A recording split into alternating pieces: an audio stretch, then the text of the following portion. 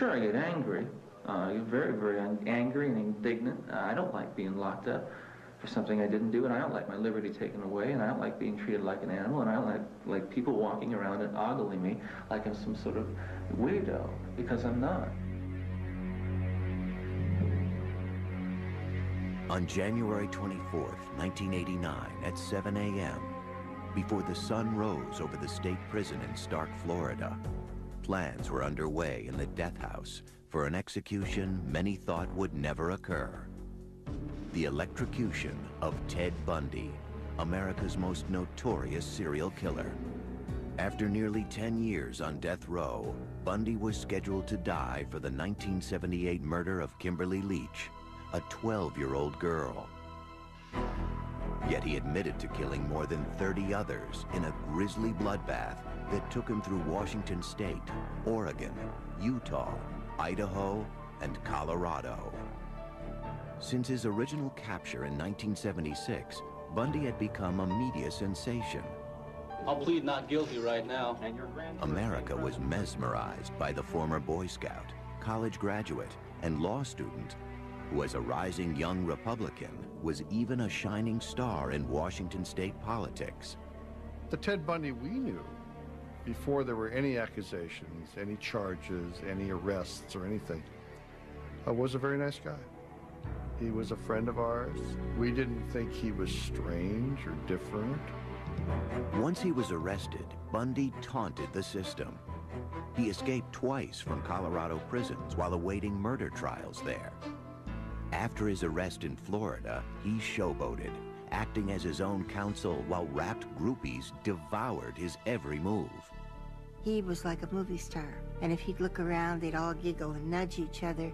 And I thought, it never occurs to them that if he were free and he met them on a dark night, they're just the type of potential victim he would be looking for. But Bundy's natural cockiness was now gone as two guards led him to the death chamber. Bundy seemed very resigned to his fate. Bundy seemed startled when he saw the electric chair. Outside the jail, a crowd estimated at 500 avidly awaiting news of his demise chanted slogans like, "Burn, Bundy, burn." They ran electricity through his eyes. 4, 3, 2, 1. At 7:16 a.m., an anonymous executioner pushed the button. 2,000 volts surged through Bundy's body. Within 60 seconds, one of the worst serial killers of all time was pronounced dead. When we came out after the execution, it was almost a carnival atmosphere on the part of some of these people. Cheering, blowing of horns, celebration. He'd had an easier death than any of his victims. Some 35 women may have fallen prey to him. Only he knew the real number. And he carried that with him to his grave. Police believe Bundy's killing spree had begun in 1974, when he was 28 years old, studying law and living adjacent to the University of Washington in Seattle. He made a very, very positive impression. He was very verbal, articulate, intelligent. I guess if I were to characterize him, he looked like a young Cary Grant. But at that time, no one could guess that this clean-cut and good-looking young man was about to begin a series of rapes, tortures, murders, and dismemberments that would shock the world.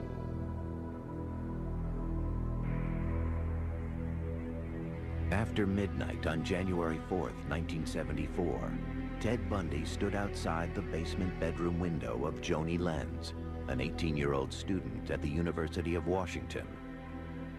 He entered her bedroom through a door accessible from outside, and while she slept, he savagely bludgeoned her with a crowbar.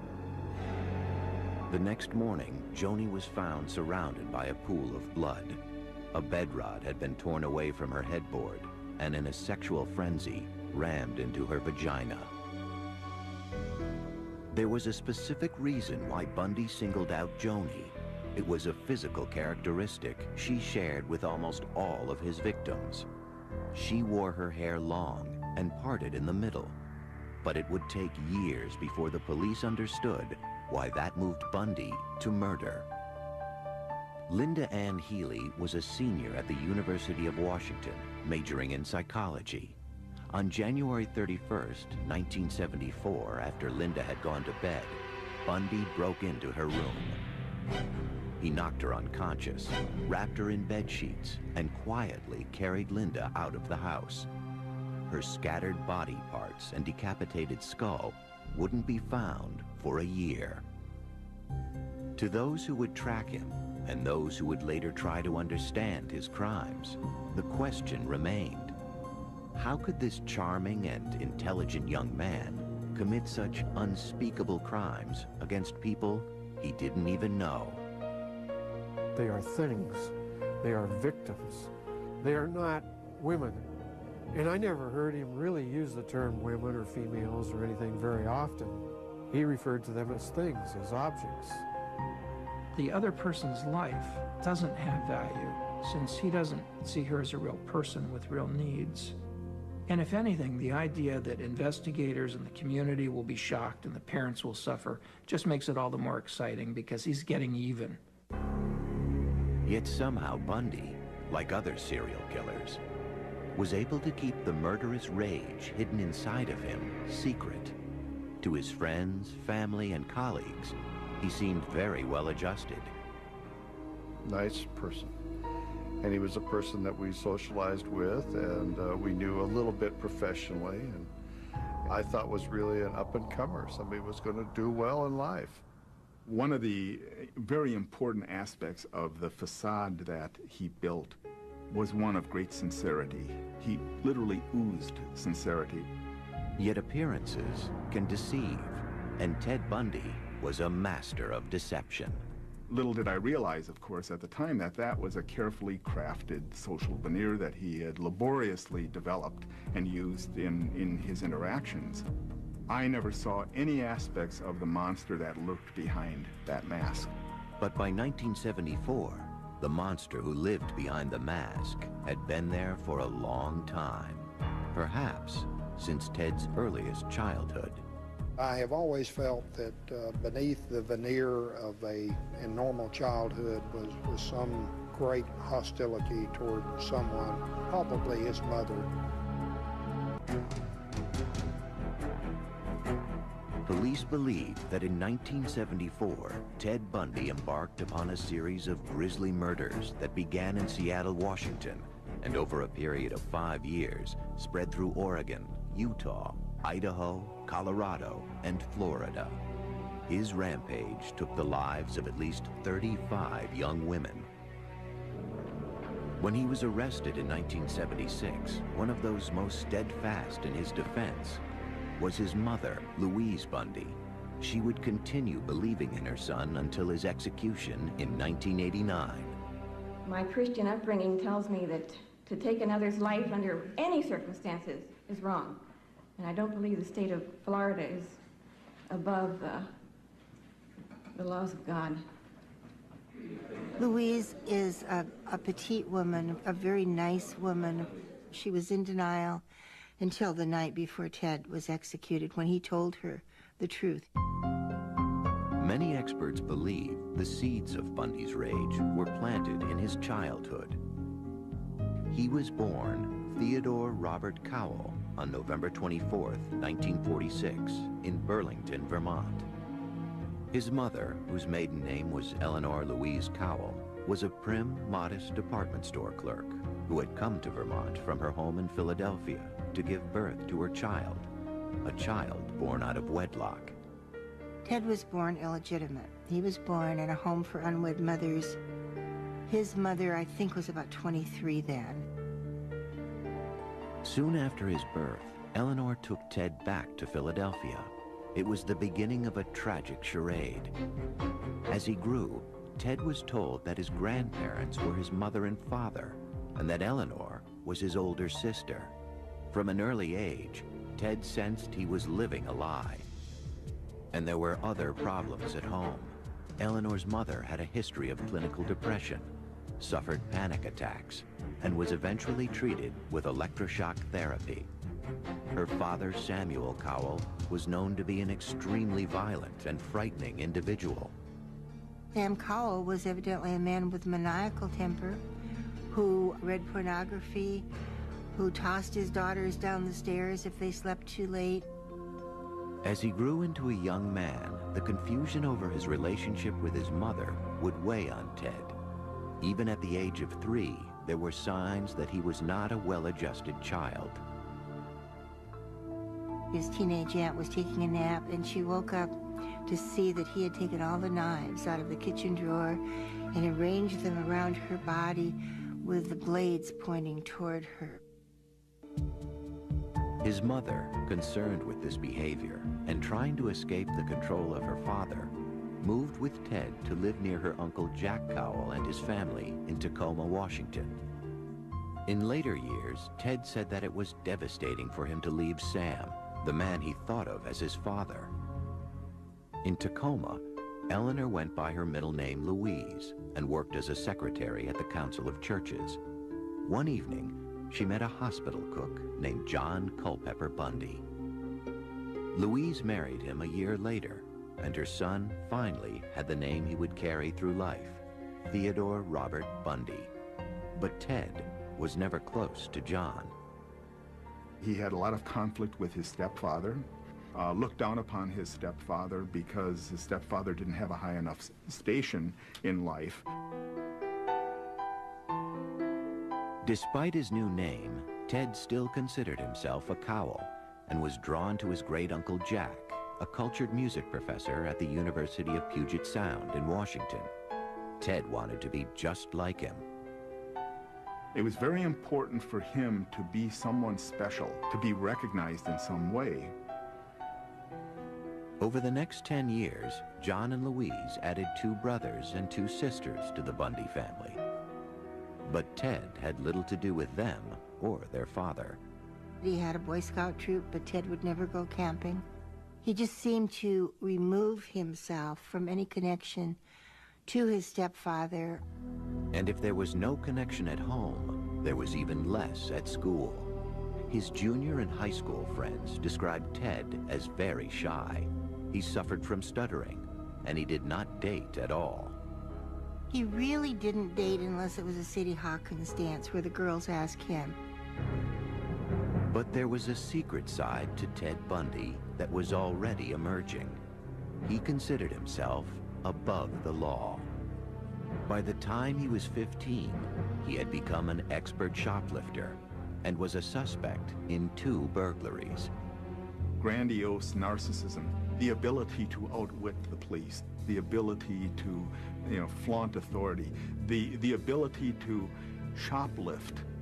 All of these things helped confer on him this sort of narcissistic sense of specialness and entitlement.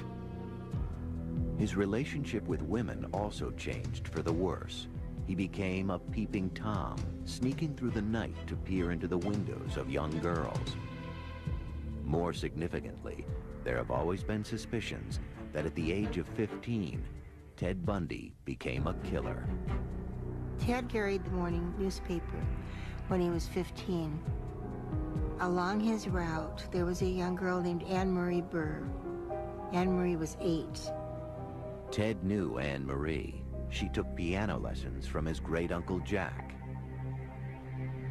On August 31st, 1961, Anne Marie's parents found her missing from her bedroom. The window was open a little bit, and it was in the days when you had a TV cable on the roof and you had to get under the window, so they couldn't lock it. The front door was ajar. She was gone. A search that at one time involved 800 soldiers, lawmen, and volunteers found nothing. At the time, no one suspected that Ted may have been responsible for Anne Marie's death. In my mind, she was Ted's first victim. And there would be many more. In the mid-1960s, Ted Bundy was a student at Woodrow Wilson High School in Tacoma, Washington. Even though he was smart, good-looking, and friendly, He was awkward with his fellow students, especially the girls. There seemed to be a real defect in this whole notion of how do you build a close, intimate relationship, and some confusion about that.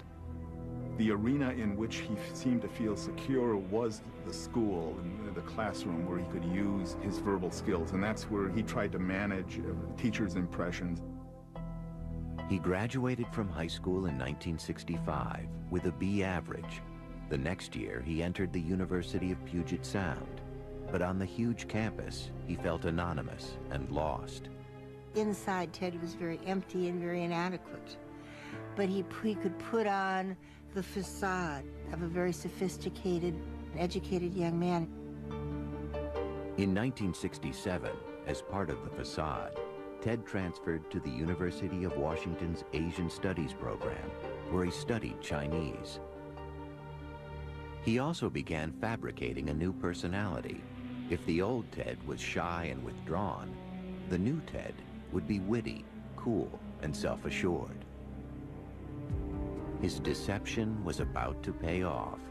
At the university, Ted met Stephanie Brooks. He was particularly attracted to her beautiful shoulder-length hair, which she wore parted in the middle.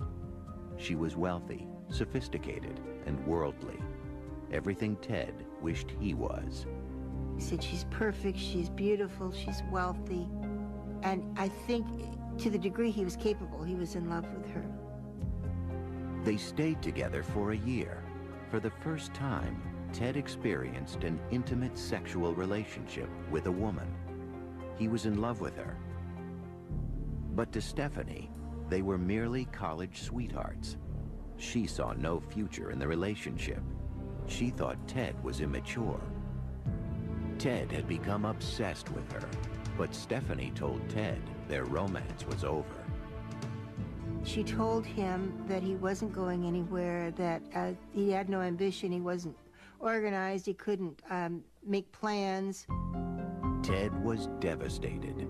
With his world unraveling, he dropped out of school and decided to visit his relatives back in Philadelphia. His visit had a purpose. He had to answer the question that had always bothered him. Who was he? After checking records in Philadelphia, he traveled to Burlington, Vermont. There in City Hall, he learned something he had always suspected. He discovered that his mother was actually the woman who'd been passing as his sister his whole life. And that has got to rock the world of anybody to find that their roots are not what they thought. There was a great deal of turmoil around his own self-identity and who he was. By all accounts, when he found out that he was an illegitimate child, it was devastating.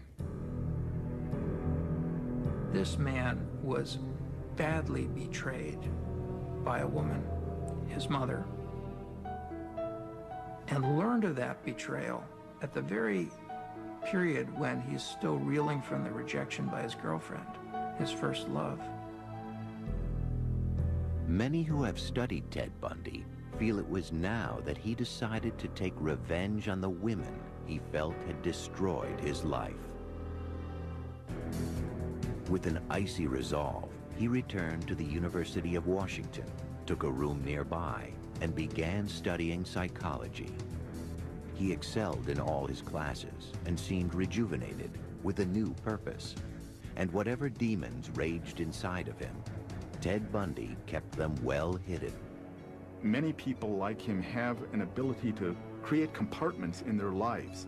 And this entity, this demon, this depraved monster lived in one of those compartments. As far as anyone knew, Ted's life seemed to be changing for the better. In 1969, he met Elizabeth Kendall, a young divorcee. They began a friendship and then a romance. Very smart, shy young woman. She came up here from Utah. They met in a tavern. She loved him. She loved him unabashedly. His relationship with Elizabeth seemed to work wonders for him, but underneath, he was seething and plotting revenge. If you really have a very negative core in yourself, there's this kind of envy, a need to destroy the beauty in others. And the first one on his list was Stephanie Brooks. He was secretly still talking to Stephanie, hoping to make her fall in love with him again, in order to hurt her, just as she had scarred him. To enhance his image, he became active in local politics, working on the governor's re-election campaign. I thought he was very smart, good at politics. He was good at what he did. He was friendly. In 1971, at the age of 25, Bundy was working in his spare time at the Seattle Crisis Center, manning the suicide hotline phones. Beside him worked soon-to-be author Ann Rule. He was kind, he was very good on the phone, and ironically, we saved lives together. Now, at that point, if anybody had told me that there was anything underneath this perfect surface, I would have said you're crazy. Because we were locked up all alone together in a 4-story Victorian mansion that looked like nothing so much as the house in Psycho. But I felt safe locked inside with Ted Bundy. By 1972, Ted's first real girlfriend, Stephanie, still inhabited his thoughts and his plans. On a business trip to San Francisco, he met with her, and the new Ted Bundy swept her off her feet. And she fell madly in love with him and agreed to marry him. As soon as she agreed to marry him, he dumped her. 2 days later, on January 4th, 1974, Ted Bundy began a 5-year rampage of killing that would horrify the nation. Most of his 35 victims had one thing in common.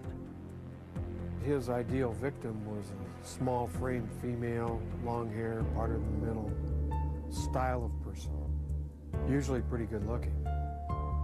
They all resembled Stephanie Brooks. On January 4th, 1974, just days after severing his relationship with Stephanie Brooks, Ted Bundy began his reign of terror. Over the next 6 months, 8 women disappeared from college campuses in Washington, Oregon, and Utah. I think he was looking for victims 24 hours a day. There were people that he specifically was scoping out, acting like a predator towards, and then there were those that were just happened to be at the right place at the right time for him. His first 2 victims were students at the University of Washington. People like to believe that it was someone from outside. There must be some depraved killer out there in the community who is coming to the campus. Little did we know that the killer was one of us. Even his girlfriend, Elizabeth Kendall, had no idea who Ted really was. From February through June 1st, Carol Valenzuela, Nancy Wilcox, Donna Manson, Susan Rancourt, Brenda Ball, and Roberta Parks all vanished. Nobody had connected any of these cases together. Different police jurisdictions, different states. This was a terrible mystery. I mean, how could these girls suddenly just disappear? One little girl was walking like 30 feet from the back of her sorority to another sorority, and boom, she's gone. How could this happen? Her name was Georgianne Hawkins. Years later, after his capture, Bundy divulged the perverse methods he used to stalk and capture so many of his victims. He preyed upon their kindness by pretending to be injured. The girls he picked were all helping kinds of people. Here's this guy on crutches often, limping along, dropping his books, and he would ask young women, well, could you help me get these to my car?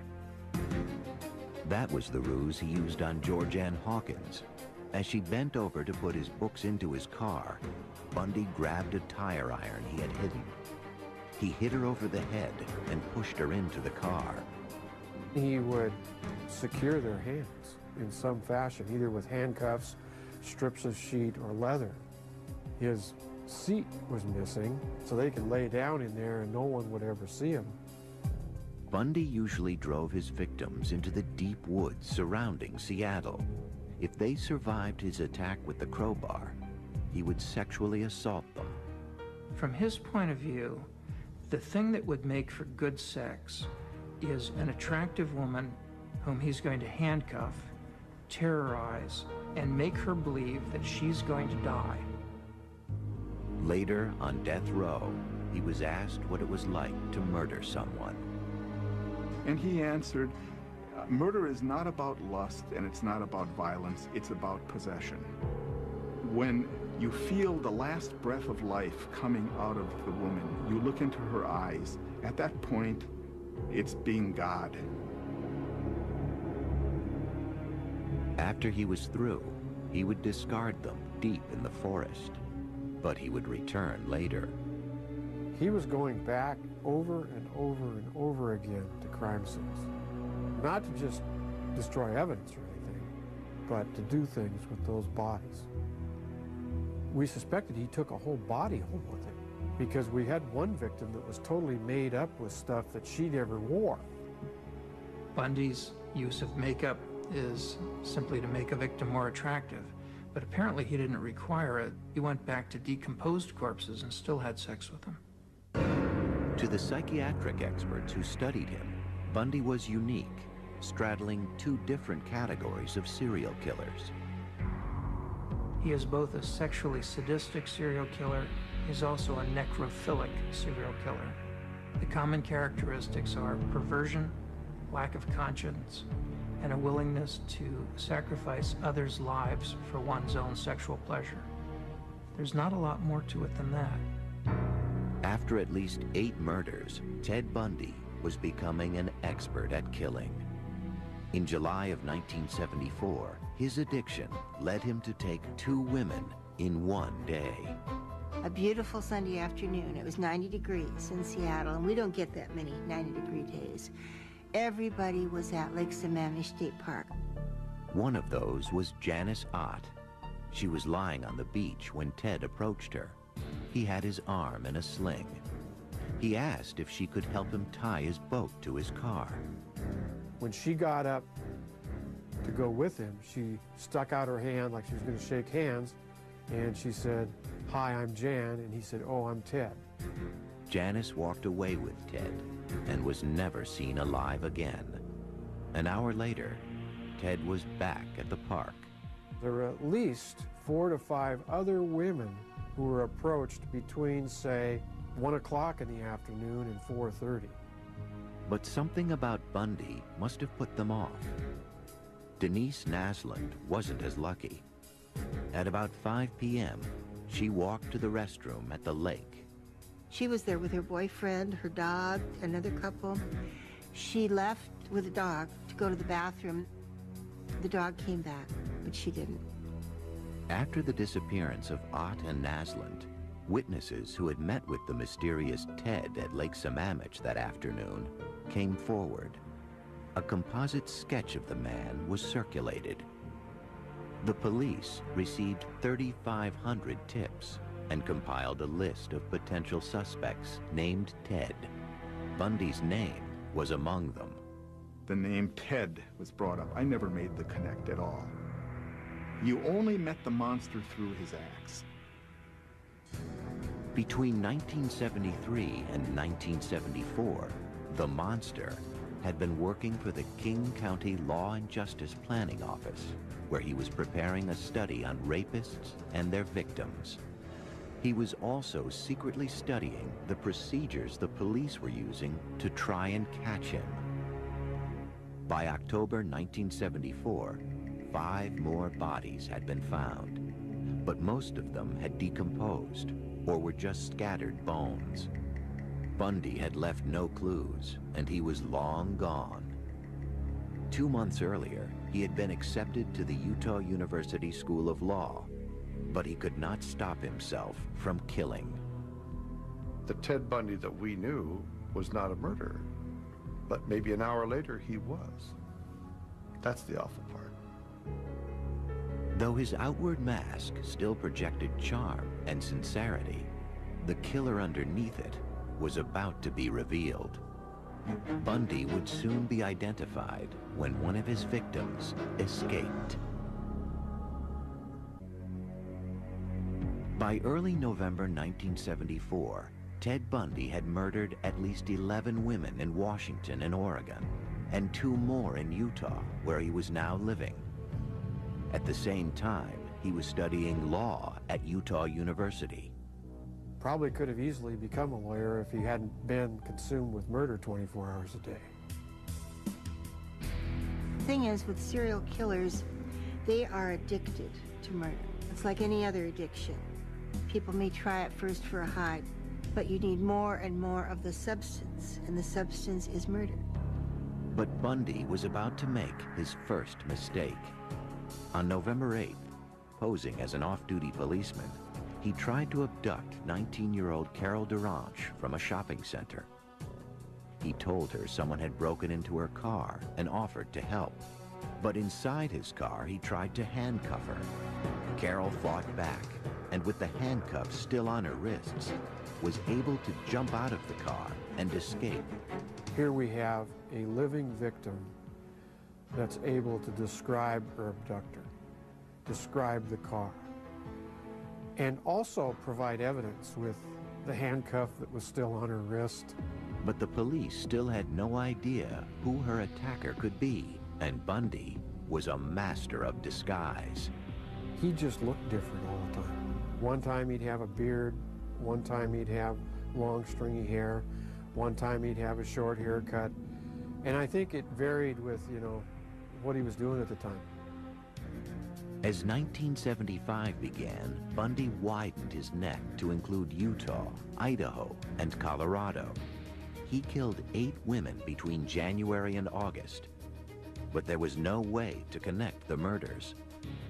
Since July of 1974, the Washington police had whittled down their number of suspects named Ted to 200. Bundy remained on their roster, but still, no one suspected the law student at Utah University. The disappearances come closer together, the murders come closer together, the orchestration is more finely tuned. But Bundy's luck was about to change. Early on the morning of August 15th, Bundy's car was stopped by a police officer in Utah. Because he had been driving erratically, his car was searched. In the midst of that investigation, the trooper found this bag. And in the bag was a crowbar, handcuffs, ski mask. So he carried his own chamber of horrors around with him. Bundy was immediately arrested on suspicion of burglary. They also found gas receipts and maps that later linked Bundy to the sites of the abductions in Colorado. And more importantly, in a police lineup, Carol Duranche identified Bundy as the man who had attacked her. We were shocked. We couldn't believe it. We tried to raise money for a defense fund for him and tried to protect him. We couldn't believe it. They had to have the wrong guy. On February 23rd, 1976, Bundy went on trial for her attempted kidnapping. As the trial began, Bundy sat in the courtroom, totally convinced that he would be found innocent. But on the stand, Carol Duranche told of her ordeal at his hands and pointed Bundy out as her assailant. He was found guilty and sentenced to 15 years in prison. While he was incarcerated, investigators linked him to the murder of Karen Campbell in Colorado. But nothing fazed Ted Bundy, even being featured as the lead story on the evening news. Have you ever physically harmed anyone? Ever physically harmed anyone? No. No. Again, not in the context, I think, that you're speaking of. Ted was very self-assured to the point of cockiness. Even when the murder charges had been filed. In April of 1977, he was transferred to Colorado to await trial. There, Bundy fired his lawyers and was granted permission to defend himself in the upcoming case. Bundy had supreme confidence in his intellect, in his ability to beat the system, to work the system. Even if it meant avoiding trial completely. 2 months later, after casing out the court's law library, he jumped out of a 2-story window and escaped. Though captured 6 days later, he wouldn't stay locked up for long. I've matured in the past year. Believe me, I've grown in the past year, and I've learned a lot of things about myself in the past year. My only misgivings is that I might never be in a position to apply it, on the streets where I'd like to apply it. But soon he would apply it. On New Year's Eve, 1977, Ted Bundy shimmied through an air duct of the Colorado jail and walked to freedom. He went through the top of his cell, down through the jailer's apartment, out into a blizzard. Free once again, Ted Bundy would continue to kill. Ted Bundy had succeeded in a spectacular prison escape and had made his way to Florida. He was now on the FBI's most wanted list, something he must have relished. Loved it, loved it. I always said that infamy became Ted. He changed his name, grew a beard, and spent his time walking the Florida State University campus in Tallahassee. I think it was about January 8th when he rolled into town, determined, as he said in his confession, never to so much as jaywalk. But he wouldn't keep that resolution. Sometime after midnight on January 15, 1978, just 2 weeks after his escape, Bundy entered the back door of the university's Chi Omega sorority house. As his victims slept, Ted Bundy crept from room to room.